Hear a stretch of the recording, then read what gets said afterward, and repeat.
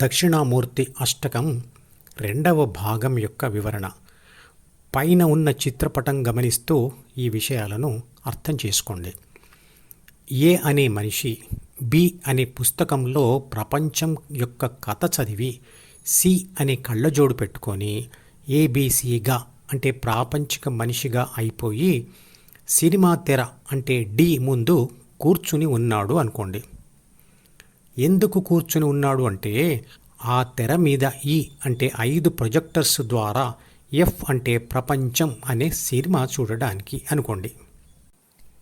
మెలకువలో ఉన్నప్పుడు బాహ్య ప్రపంచం నుండి పదార్థ భాషలో వచ్చే విషయాలు ఈ చేత అంటే 5 జ్ఞానేంద్రియాల చేత శక్తి భాషలోకి మార్చబడి డి యొక్క స్క్రీన్ లేదా తెరలోకి చేరుతాయి. ఏబిసి తన ముందుకు అంటే డీలోకి వచ్చిన విషయాలను ఇది వాస్తవం అనుకుంటూ వాటిని అనుభవించి వాటి అనుభవసారాన్ని గ్రహించి D1లో రాసుకుంటుంది. D1లోని విషయాలను ఎక్కువగా చదువుతుంది. D1లో ఎక్కువగా ఉపయోగించని విషయాలు D2లోకి జారుకుంటాయి. ఏబిసి అంటే ప్రాపంచిక ఆత్మ D1ను చదవడం మెలకువ, D2ను చదవడం కలగనడం మరియు ఆ రెండిటినీ ప్రకృతి సహాయంతో వదిలితే గాఢ నిద్ర మరియు ధ్యాన ప్రయత్నంతో వదిలితే అది స్థితప్రజ్ఞ. ఏబిసి D1 ద్వారా అట్టడుగున ఉన్న D2లోకి ప్రవేశించినప్పుడు అంటే కలగంటున్నప్పుడు ఆ కలల ప్రపంచమును వాస్తవ ప్రపంచంగానే భ్రమిస్తుంది. ఎందుకంటే D1 మరియు D2లోని విషయాలను అదే తెర మీద చదువుతుంది. అందుకే కల ఇది అని మరియు నిజం ఇది అని తేడా తెలియదు. తెలుగు సినీ కవి ఇదే విషయాన్ని చెబుతూ ఒక పాట రాశాడు. ఆ పాట లింకును ఈ వీడియో డిస్క్రిప్షన్లో ఉంచుతున్నాను, వినండి.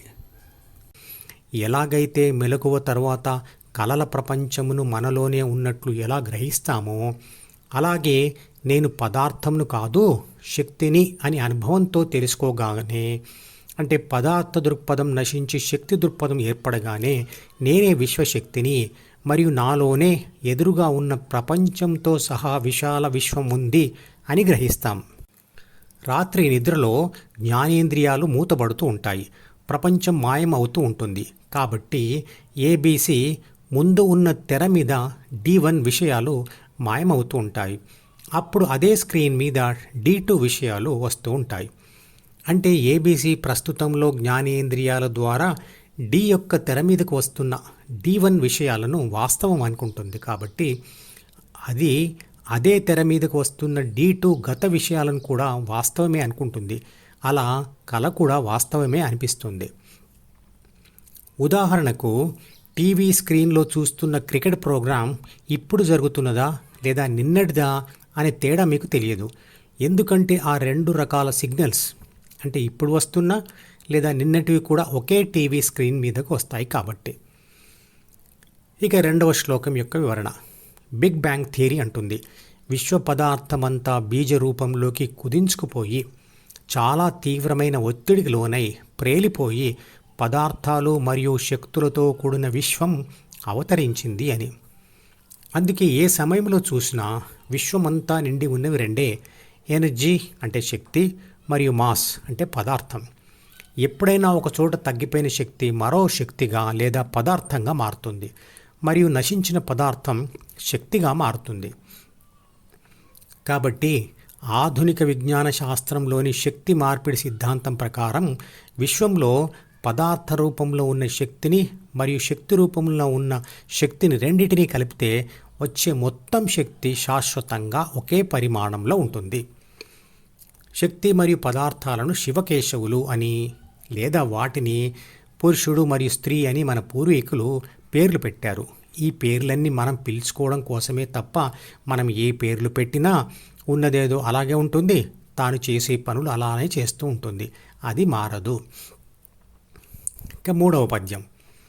విశ్వశక్తి లేదా పరమాత్మ స్వరూపం అన్ని ప్రాపంచిక వస్తువులందు కనబడుతుంది. అన్ని వస్తువుల పరమాణువులలో న్యూక్లియస్ చుట్టూ నిరంతరంగా పరిభ్రమిస్తున్న ఎలక్ట్రాన్ల గతిశక్తి విశ్వశక్తిలోని భాగమే. పరమాణువులోని న్యూక్లియస్ను విచ్ఛిన్నం చేసినప్పుడు కొంత పదార్థం నశించి శక్తిగా మారుతుంది. అది పరమాణు బాంబు ద్వారా నిరూపితమైంది. భౌతిక శాస్త్ర పార్టికల్ యాక్సిలరేటర్స్ ప్రయోగాలలో శక్తి కూడా పదార్థంగా మారుతుంది అని రుజువైంది. రోబోట్లో ఉన్న బ్యాటరీ శక్తిలాగా ఆత్మ తాను ఉన్న శరీరంలో పరిమిత పరిమాణంలో ఉండి తాను చేస్తున్న పనుల ద్వారా తరిగిపోతూ సముద్రం నీరు ఆవిరై మేఘమై వర్ష బిందువులుగా సముద్రంలో కలిసినట్లు విశ్వశక్తిలో కలిసిపోతూ ఉంటుంది. ఎప్పుడైతే మనిషి నేను శక్తిని అని అనుభవపూర్వకంగా తెలుసుకుంటాడో ఆ చివరి మెట్టు మీద అతను నిలబడి ఉన్నప్పుడే తర్వాత మెట్టు అతనికి కనబడుతుంది. అంటే పరమాత్మ అంటే ఏమిటో తెలుస్తుంది. ప్రాపంచిక ఆత్మకు డి మరియు ఈ ద్వారానే ప్రపంచ పదార్థంతో సంబంధం ఏర్పడుతుంది. ప్రాపంచిక ఆత్మ డి నుండి విడిపోతే ఈ మరియు ప్రపంచ పదార్థం నుండి విడిపోయినట్లే. అప్పుడు అహంతో మరియు ప్రాథమిక మనసుతో కూడా ఆత్మశక్తి విడిపోయి శుద్ధ శక్తి స్వరూపంగా మిగిలిపోతుంది. ధ్యాన సాధన తొలి దశలో ప్రాపంచిక ఆత్మకు ఎన్నోసార్లు ఓటమి ఎదురవుతుంది. అది ఓడిపోయినప్పుడల్లా మళ్ళీ డితో కలవడమే ఆత్మకు ద్వితీయ మనసులో పునర్జన్మ అంటాడు భగవద్గీతలో.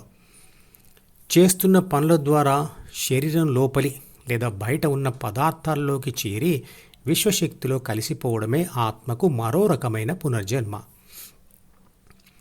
ఒక ఉదాహరణ, కండబలం విసిరిన రాయిలోకి చేరడం అలాంటిది. ఆ శక్తి శరీరంలో మరణించి రాయిగా పునర్జన్మ పొందింది, అంటే ఇంకో శరీరం పొందింది. ఇంకో ఉదాహరణ, సూర్యకాంతి సోలార్ ప్యానెల్ మీద పడి కొంత తగ్గిపోయి విద్యుత్ శక్తిగా పునర్జన్మ పొందుతుంది. తల్లిదండ్రుల ప్రాణశక్తి కొంత క్షీణించి తల్లి గర్భంలోని పిండం లేదా జైగోట్లోకి ప్రవేశించడం ఆత్మకు కొత్త మానవ శరీరంతో పునర్జన్మ. శక్తి దృక్పథంతో చూస్తే ఇలా కాక ఇంకో రకమైన పునర్జన్మ ఉండదు. మిగిలిన భాగం తర్వాత వీడియోలో వివరిస్తాను. ఈ మధుపదం యూట్యూబ్ ఛానల్ వీడియోని సబ్స్క్రైబ్ చేసి గంట గుర్తును నొక్కి ఆల్ని సెలెక్ట్ చేసి ప్రతిరోజు యూట్యూబ్ ఓపెన్ చేసి అడుగున ఉన్న సబ్స్క్రిప్షన్ బటన్ నొక్కితే అన్ని లేటెస్ట్ వీడియోలు చూడవచ్చు.